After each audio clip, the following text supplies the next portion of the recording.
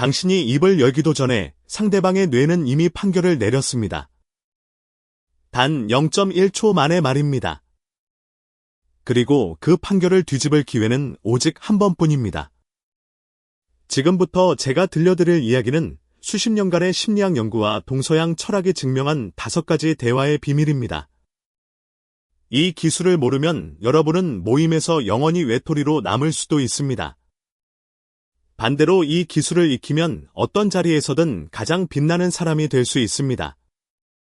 소름 끼치도록 냉정한 현실이지만 이것이 바로 우리가 살고 있는 세상의 규칙입니다.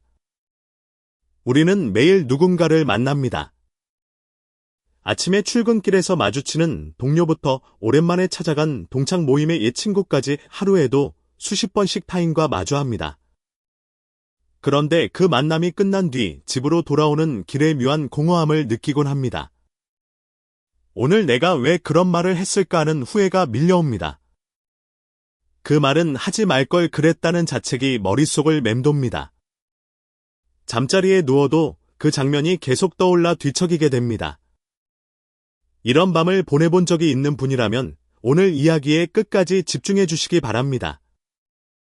여러분의 관계를 완전히 바꿔놓을 전환점이 될 테니까요. 자, 그럼 첫 번째 비밀부터 시작하겠습니다. 바로 첫인사의 마음을 담는 기술입니다. 인지 심리학에서는 후광 효과라는 개념이 있습니다. 어떤 사람의 첫인상이 좋으면 그 사람이 나중에 사소한 실수를 해도 너그럽게 넘어가게 됩니다. 젓가락질을 좀 서투르게 해도 인간미 넘친다며 웃어넘깁니다. 하지만 첫 마디부터 어긋나면 그 사람이 기부를 했다는 소식을 들어도 다 보여주기 아니냐며 색안경을 끼고 봅니다. 첫인상이 결정되는 시간은 단 3초라고들 합니다. 그런데 여기서 놀라운 연구 결과가 하나 있습니다. 인간의 뇌가 상대방의 얼굴을 보고 신뢰 여부를 판단하는 데 걸리는 시간은 3초도 아닙니다.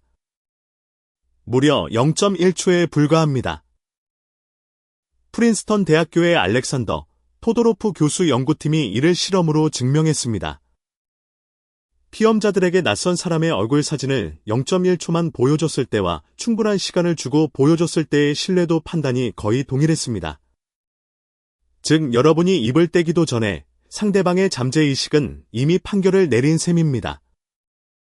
이 사실을 알면 절망스러울 수도 있습니다. 하지만 실망하지 마십시오. 우리에게는 그 판결을 뒤집을 수 있는 강력한 무기가 있습니다. 바로 첫 마디의 힘입니다. 보통 모임에 가면 우리는 어떻게 인사하나요? 어머, 오셨어요. 오랜만이네요 라고 말합니다. 이건 그냥 상대방의 도착이라는 사실을 확인하는 것에 불과합니다. 요즘 차가 너무 막혀서 늦을 뻔했어라고 말하는 사람도 있습니다. 이건 자기 사정을 늘어놓는 것이죠. 이런 말들의 공통점이 무엇인지 아십니까? 전부 나로 시작한다는 점입니다. 내 상황과 내 기분과 내 피곤함이 대화의 중심을 차지합니다.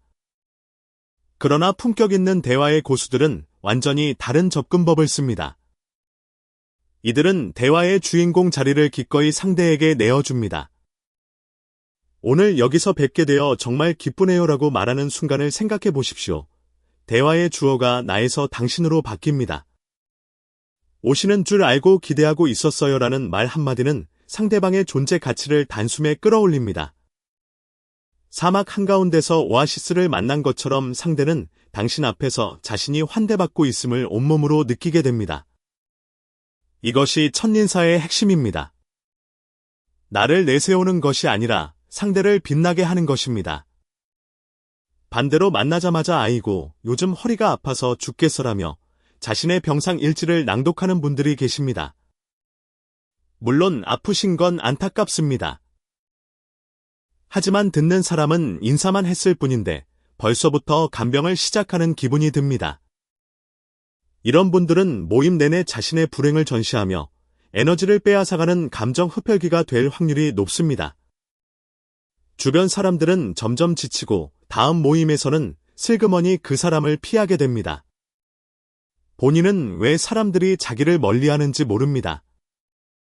자기는 그저 솔직했을 뿐이라고 생각하니까요. 하지만 솔직함과 무례함 사이에는 분명한 경계선이 있습니다. 그 경계선을 지키는 것이 바로 품격입니다. 장자는 가장 훌륭한 말솜씨는 말하지 않는 것이다라고 했습니다. 젊은 날에는 이 말의 진의를 이해하지 못하는 사람이 많습니다. 논리적으로 상대를 압도하고 자기 지식을 뽐내는 것이 대화를 잘하는 것이라 착각합니다. 하지만 오랜 세월을 지나며 깨닫게 되는 진실이 있습니다. 진짜 빛나는 사람은 말솜씨가 화려한 사람이 아닙니다. 그 사람 옆에 있으면 내가 괜찮은 사람이 된 것 같다는 기분이 드는 사람입니다. 상대방에게 그런 기분을 선물할 수 있는 사람이야말로 진정한 대화의 달인입니다. 칭기즈칸의 책사였던 야율초제는 이런 말을 남겼습니다. 하나의 이익을 얻는 것보다 하나의 해로움을 제거하는 것이 낫다고 했습니다. 하나의 일을 만드는 것보다 하나의 일을 없애는 것이 낫다고도 했습니다. 대화도 마찬가지입니다. 멋진 말을 한마디 더 보태기보다 상대의 기분을 상하게 할 나 중심의 말 한마디를 참아내는 것이 관계의 핵심입니다. 어쩌면 우리는 너무 오랫동안 나를 증명하기 위해 살아왔는지도 모릅니다. 내가 얼마나 잘 사는지, 내 자식이 얼마나 성공했는지, 내가 얼마나 많은 곳을 여행했는지, 그런 것들을 말하지 않으면 내가 사라질 것 같은 불안이 있습니다. 하지만 솔직해져 봅시다. 친구가 자기 자식 자랑을 1시간 동안 늘어놓을 때 여러분은 진심으로 기뻐하셨습니까? 아니면 속으로 남은 안주 개수나 세고 계셨습니까? 인류의 가장 큰 미스터리 중 하나는 왜 사람들은 남의 자식 이야기가 자기 집 강아지 이야기보다 흥미로울 거라고 믿는가일 겁니다. 첫인사의 마음을 담는다는 건 결국 이런 뜻입니다.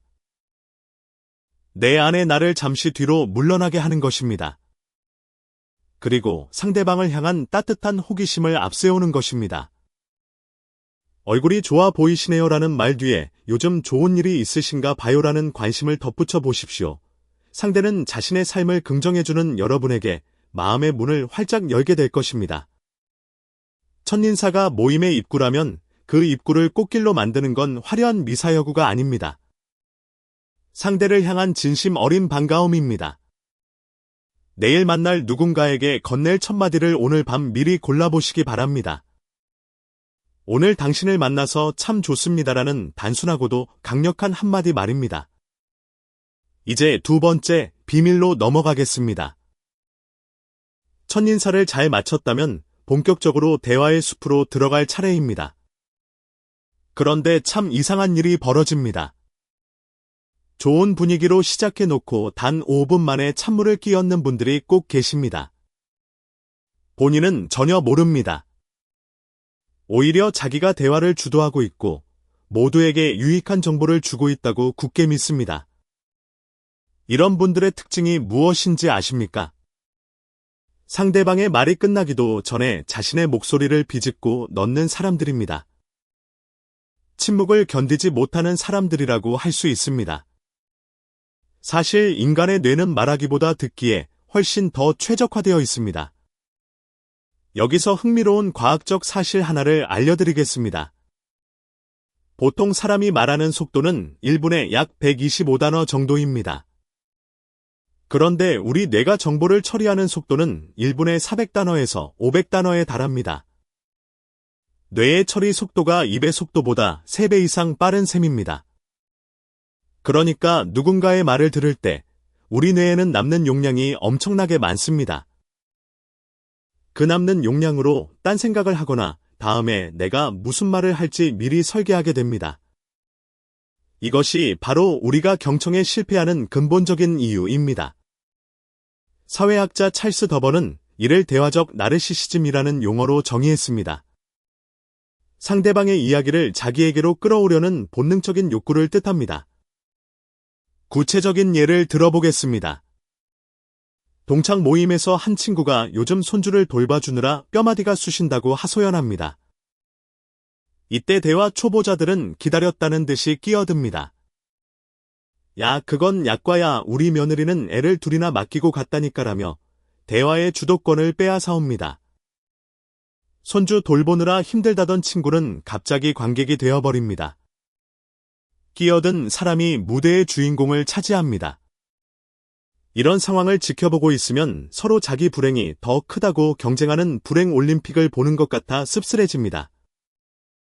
누가 더 힘든지를 겨루는 대회에서는 승자도 패자도 없습니다.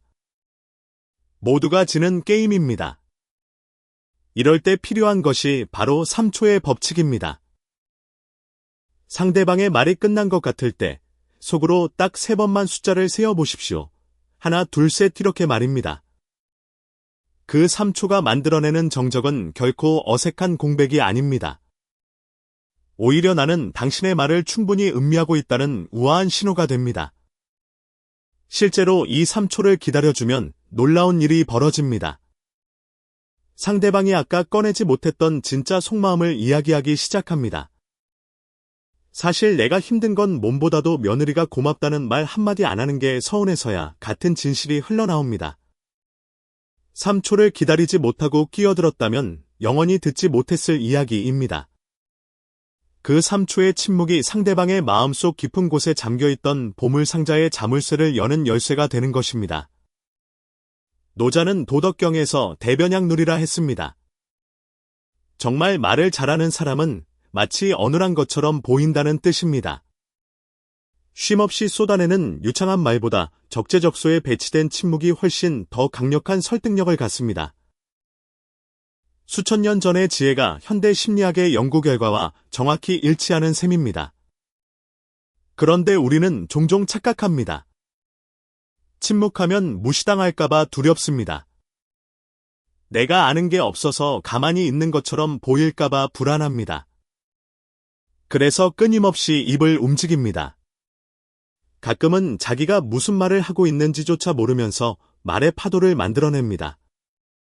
그러니까 하며 공기를 메우는 분들이 적지 않습니다.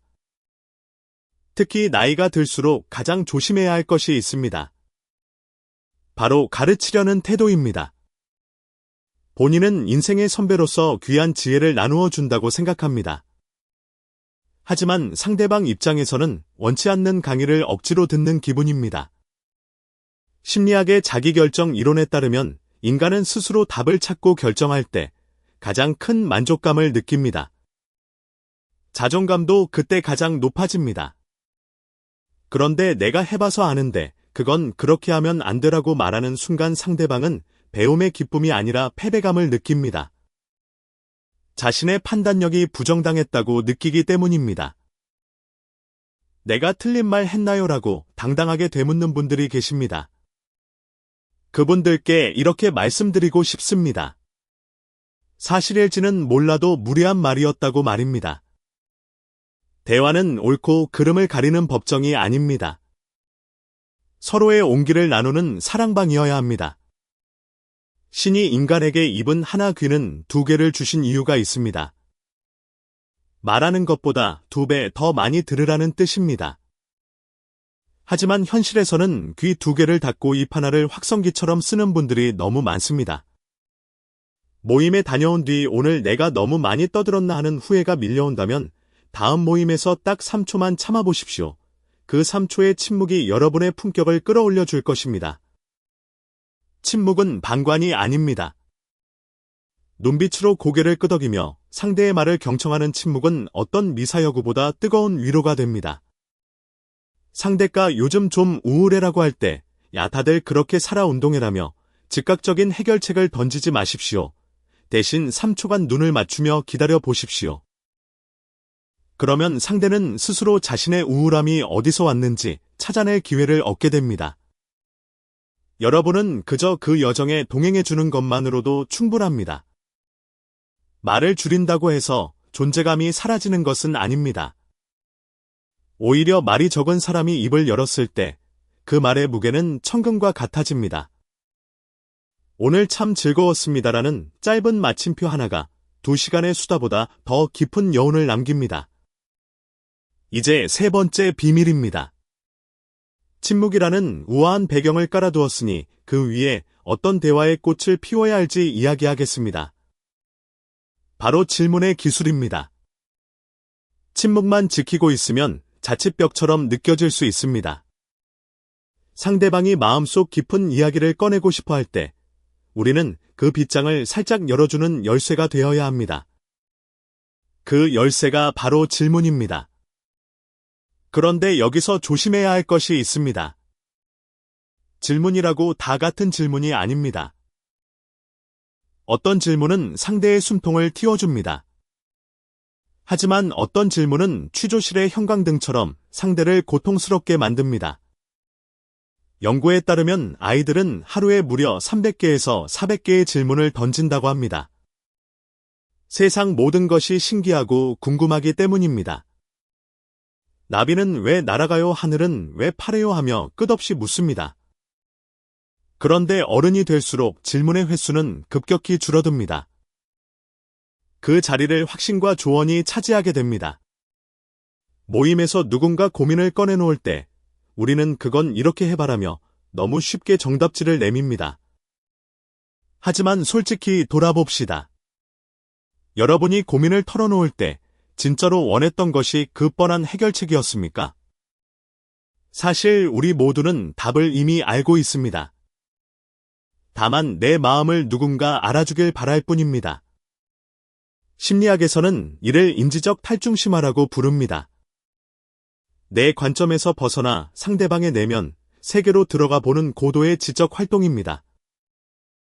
이것이 부족하면 우리는 늘 내 생각엔 말이야라는 말로 대화의 문을 닫아버립니다. 요즘 애들이 연락이 뜸해서 서운해라는 친구의 말을 생각해 봅시다.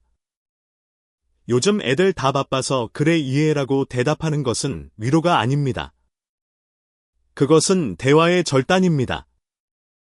친구는 그 순간 입을 닫게 됩니다. 속으로 바쁜 거 누가 모르냐 하는 마음이 들면서 자기 감정이 하찮게 취급당했다고 느낍니다. 이럴 때 마법 같은 6글자가 있습니다.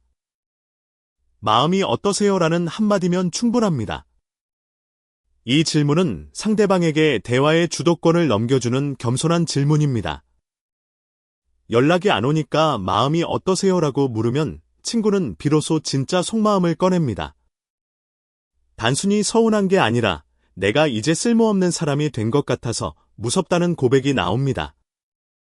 바로 그 순간 대화는 깊은 숲속으로 들어갑니다.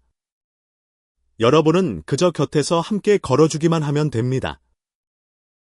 대화의 기술 중 하나로 열린 질문을 던지라는 말이 있습니다. 예, 아니오로 끝나는 질문이 아니라 상대의 생각을 이끌어내는 질문을 뜻합니다. 그 중에 제일 힘든 게 뭐예요? 라거나 본인은 어떻게 하고 싶으세요? 같은 질문들입니다. 이런 질문들은 조언보다 훨씬 강력합니다. 조언은 나는 알고 너는 모른다는 수직적 위계를 만듭니다. 하지만 질문은 당신의 생각이 가장 중요하다는 수평적 존중을 전달합니다. 세상에서 가장 위험한 무기가 무엇인지 아십니까? 바로 나 때는 마리아로 시작하는 과거 회상 공격입니다. 누군가 힘들다고 할 때 나 때는 더 힘들었어라며 쏟아내는 순간 그 자리의 분위기는 급속도로 냉각됩니다. 만약 조언이 너무나 하고 싶어서 입이 근질근질하다면 차라리 맛있는 커피 한 잔을 사주십시오. 조언보다 따뜻한 커피 한 잔이 관계를 회복하는 데 훨씬 효과적입니다. 커피는 친구를 남기지만 조언은 적을 남기기 때문입니다. 우리는 왜 자꾸 타인의 인생에 끼어들어 훈수를 두는 걸까요? 아마도 상대를 도와주고 싶다는 선의에서 시작했을 겁니다. 하지만 그 선의가 지나치면 무례함이 된다는 것을 기억해야 합니다. 소크라테스는 나는 아무것도 모른다는 사실을 안다며 질문을 통해 상대가 스스로 진리에 도달하게 했습니다. 이를 삼파술이라고 합니다. 우리도 모임에서 삼파가 되어야 합니다. 상대방의 마음속에 이미 잉태된 답이 세상 밖으로 나올 수 있도록 도와주는 조력자 말입니다. 내가 가진 지식의 한계를 인정하고 타인의 경험을 새로운 우주로 받아들이는 태도가 필요합니다. 만약 누군가 곤란한 상황을 설명한다면 그때도 질문을 활용해 보십시오. 어떻게 제가 도와드리면 좋을까요? 라고 물으면 상대방은 자신의 요구가 타인에게 어떤 부담이 될지 스스로 생각하게 됩니다. 질문은 방패가 되기도 하고 따뜻한 담요가 되기도 합니다. 오늘 밤 스스로에게 한번 질문해 보십시오. 오늘 나는 누군가의 말을 진심으로 궁금해했는가 아니면 내 지식을 뽐내기에 급급했는가 하고 말입니다. 질문은 관심의 다른 이름입니다. 당신을 궁금해하고 있고 당신의 이야기에 귀 기울이고 있다는 가장 확실한 증거입니다. 내 생각에는 이라는 말은 주머니 깊숙이 넣어두시고 당신은 어떠세요라는 햇살 같은 질문을 꺼내 보십시오. 그 작은 변화가 여러분의 관계를 훨씬 더 풍요롭게 만들어줄 것입니다. 이제 네 번째 비밀입니다. 질문을 던지고 상대의 진심 어린 대답을 들었다면 이제 그 대화의 열매를 수확할 차례입니다. 바로 칭찬의 기술입니다. 그런데 칭찬이라는 것이 참 무서운 칼날과 같습니다. 잘못 휘두르면 상대방의 기분을 좋게 하기는커녕 오히려 갑옷을 입게 만듭니다. 우리는 나이가 들면서 칭찬의 방향을 완전히 바꿔야 합니다. 껍데기가 아니라 알맹이를 봐줘야 합니다. 우리 사회는 너무 오랫동안 결과물에만 박수를 보내왔습니다. 아들이 검사가 되셨다면서요, 대단하시네요라는 말을 생각해 보십시오. 이번에 집값이 많이 올랐다면서요, 축하드려요라는 말도 마찬가지입니다. 듣기엔 좋을지 몰라도 사실은 위험한 칭찬입니다. 사회 심리학에는 반사된 영광 누리기라는 흥미로운 개념이 있습니다. 자기가 직접 성취한 것이 아니라 자신과 관련된 타인의 성공을 마치 자기 것처럼 느끼는 심리 현상입니다. 모임에서 계속 자식의 직업이나 배경만 칭찬받다 보면 나라는 존재는 사라집니다. 검사 엄마 의사 아빠라는 타이틀만 남게 됩니다. 나중에 그 타이틀이 사라졌을 때 찾아올 상실감은 감당하기 어렵습니다. 이제는 타인의 배경이 아니라 그 사람 자체의 선택과 노력에 주목해야 합니다. 고대 로마인들은 누군가를 칭찬할 때 진심으로라는 뜻의 신키어라는 단어를 썼습니다. 이 단어의 유래가 흥미롭습니다. 라틴어로 밀랍 없이라는 뜻에서 나왔다고 합니다. 당시 조각가들이 작품의 흠집을 가리기 위해 밀랍을 발라 눈속임을 하곤 했습니다. 밀랍칠하지 않은 깨끗한 작품이야말로 진짜라는 의미에서 나온 것입니다. 우리의 칭찬도 이래야 합니다. 겉모습이 아니라 흠집까지 포함된 그 사람의 진솔한 삶의 과정을 칭찬해야 합니다. 가장 흔하게 저지르는 실수 중 하나가 외모 칭찬입니다. 예전보다 훨씬 젊어 보이세요라거나 나이에 비해 정말 관리를 잘하셨네요라는 말을 생각해 봅시다. 칭찬처럼 들립니까? 듣는 사람 입장에서는 내가 나이 들었다는 걸 상대가 계속 의식하고 있다는 느낌을 받습니다. 그럼 예전에는 늙어 보였나 하는 묘한 뒤끝이 남습니다. 특히 그 나이에 그 정도면 잘하시는 거예요라는 말은 칭찬의 탈을 쓴 한계 규정입니다. 은연중에 상대를 도움이 필요한 약자로 취급하는 무례가 될 수 있습니다. 칭찬을 건네기 전에 그 이면의 과정을 먼저 살펴야 합니다. 칭찬은 결과를 평가하는 성적표가 아닙니다. 상대방이 걸어온 길을 함께 바라봐주는 동행이어야 합니다. 심리학자 캐럴 드웩의 연구에 따르면 지능이나 외모 같은 타고난 자질을 칭찬받은 집단은 실패를 두려워하게 됩니다. 도전을 피하게 됩니다. 하지만 노력이나 전략을 칭찬받은 집단은 훨씬 더 높은 회복 탄력성을 보입니다. 이것이 바로 성장 마인드셋입니다. 모임에서도 마찬가지입니다. 매주 산에 가신다고요? 그 꾸준함이 정말 대단하세요라고 말해 보십시오. 그런 어려운 상황에서도 침착하게 대처하시다니 역시 내공이 느껴지네요라고 말해 보십시오. 이런 칭찬은 상대방에게 에너지를 줍니다. 내가 내린 선택과 내가 기울인 노력이 헛되지 않았음을 인정받는 것만큼 강력한 보상은 없습니다. 공자는 논어에서 덕불고 필유린이라 했습니다. 덕이 있는 사람은 외롭지 않고 반드시 이웃이 있다는 뜻입니다. 여기서 덕이란 거창한 도덕적 완성이 아닙니다. 타인의 사소한 수고로움을 알아봐주고 그 가치를 인정해주는 따뜻한 마음씨가 바로 덕입니다. 누군가 매일 아침 꾸준히 무언가를 해내고 있다면 그 결과가 아니라 그 시간과 성실함을 봐주는 것이 진정한 칭찬입니다. 한국 사람들은 칭찬을 들으면 아니에요. 제가 모료라며 손사래를 치는 경향이 있습니다. 오늘 옷이 참 멋지시네 하면 시장에서 싸게 산 거예요라고 가격부터 깎아내립니다. 누군가 여러분을 칭찬하면 감사합니다. 그렇게 봐주시니 기분이 좋네요라고 우아하게 받으십시오. 그것이 칭찬을 건넨 사람에 대한 예의이기도 합니다. 칭찬의 핵심 공식은 이것입니다. 관찰한 구체적인 행동에 그것이 왜 가치 있는지를 더하는 것입니다. 요즘 요리를 배우신다고요? 새로운 분야에 도전하시는 그 용기가 정말 부럽습니다라고 말해 보십시오. 상대방은 자신의 도전이 타인에게 영감을 주었다는 사실에 깊은 자부심을 느끼게 될 것입니다. 칭찬은 상대방의 가슴에 훈장을 달아주는 행위입니다. 그 훈장이 가짜 금박이 아니라 순금처럼 빛나게 하려면 여러분의 진심 어린 관찰이 뒷받침되어야 합니다. 이제 마지막 5번째 비밀입니다. 오늘 이야기 중 가장 중요한 부분이기도 합니다. 바로 헤어지는 순간의 기술입니다. 2시간 동안 아무리 훌륭한 대화를 나눴어도 헤어질 때 던진 무심한 말 한마디가 그날의 모든 노력을 물거품으로 만들 수 있습니다. 반대로 중간에 어색한 순간이 있었더라도 마지막 30초만 완벽하게 마무리하면 그날의 모임 전체가 아름다운 기억으로 남습니다. 심리학의 거장이자 노벨 경제학상 수상자인 데니얼 카너먼은 이를 피크앤드 법칙이라고 정의했습니다. 카너먼은 고통스러운 의료 시술을 받는 환자들을 대상으로 실험을 했습니다. 한 그룹은 시술이 끝나자마자 바로 장비를 제거했습니다. 다른 그룹은 시술이 끝난 뒤에도 잠시 동안 덜 고통스러운 상태로 머물게 했습니다. 전체 시술 시간은 2번째 그룹이 더 길었습니다. 그런데 결과는 놀라웠습니다. 마지막에 덜 아픈 순간을 경험한 그룹이 시술 전체를 훨씬 덜 고통스럽게 기억했습니다. 우리의 뇌는 경험의 총합이나 길이를 계산하지 않기 때문입니다. 가장 강렬했던 순간과 마지막 순간의 평균값으로 전체를 평가합니다.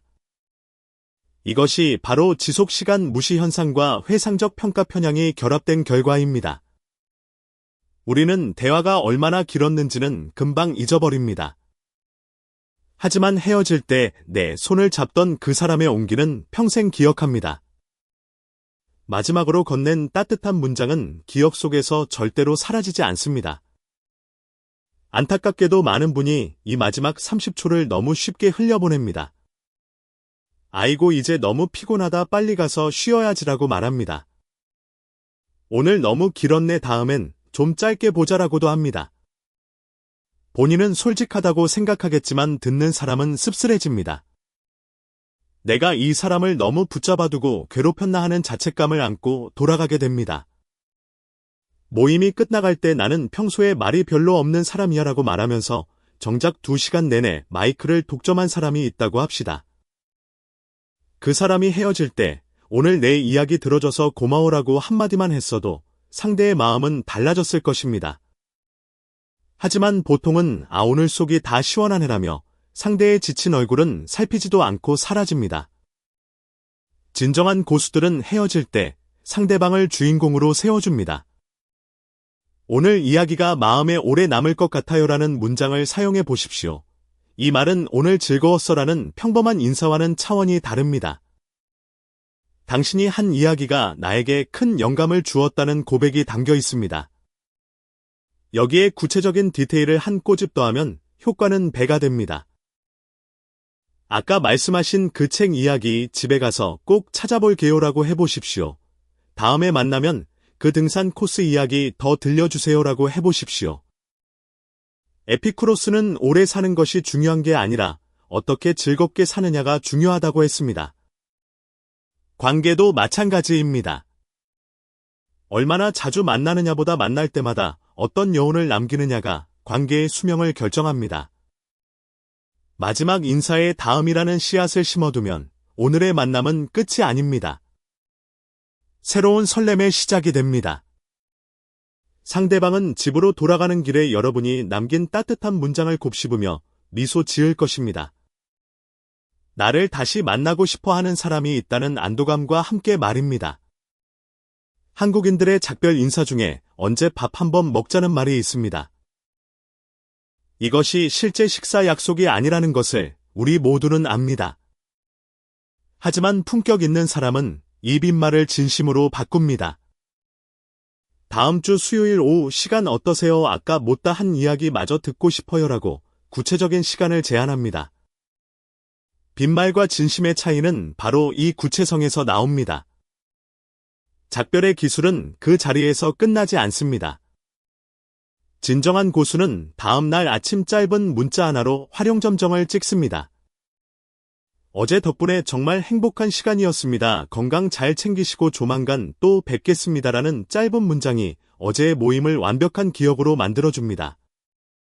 다만 단체 대화방에 출처불명의 꽃 그림이나 오늘도 행복한 하루 같은 이모티콘을 보내는 것은 삼가십시오. 그것은 품격 있는 인사가 아닙니다. 1대1로 오직 그 사람만을 위한 진심 어린 한 문장을 보내는 정성이 필요합니다. 세네카는 인생은 연극과 같다고 했습니다. 연극이 얼마나 긴가가 중요한 게 아니라 연기가 얼마나 훌륭했는가가 중요하다고 했습니다. 여러분의 모임도 하나의 연극입니다. 마지막 커튼콜에서 어떤 자세로 인사하느냐에 따라 그 공연의 평점이 달라집니다. 화려한 무대장치나 뛰어난 독백이 없어도 좋습니다. 상대를 향한 깊은 존중과 당신 덕분에 내 오늘이 빛났다는 겸손한 태도만 있으면 됩니다. 그것만으로 여러분은 세상에서 가장 우아한 마침표를 찍을 수 있습니다. 자, 이제 정리해 보겠습니다. 우리가 오늘 나눈 5가지 비밀은 이것입니다. 첫째, 첫인사에 마음을 담아 상대를 주인공으로 세우는 것입니다. 둘째, 3초의 침묵으로 경청하여 상대의 진짜 속마음을 들을 기회를 만드는 것입니다. 셋째, 조언 대신 질문을 던져 상대가 스스로 답을 찾도록 돕는 것입니다. 넷째, 결과가 아닌 과정과 노력을 진심으로 칭찬하는 것입니다. 다섯째, 마지막 30초를 완벽하게 마무리하여 아름다운 여운을 남기는 것입니다. 나이가 들어갈수록 새로운 인연을 맺는 것에 인색해지기 쉽습니다. 하지만 지금 곁에 있는 사람들에게 이 5가지를 실천해 보십시오. 이 사소해 보이는 습관들이 모여 여러분의 삶을 향기로운 정원으로 만들어줄 것입니다. 말은 단순히 소리의 파동이 아닙니다. 내 영혼이 타인에게 건네는 가장 귀한 선물입니다. 오늘 밤 여러분의 마음속에 어떤 선물을 준비하고 계십니까? 내일 아침 눈을 떴을 때 여러분은 오늘보다 조금 더 품격 있는 사람이 되어 있을 것입니다. 조금 더 따뜻한 마음을 가진 사람이 되어 있을 것입니다. 여러분이 만날 모든 인연이 꽃처럼 피어나기를 진심으로 기원합니다.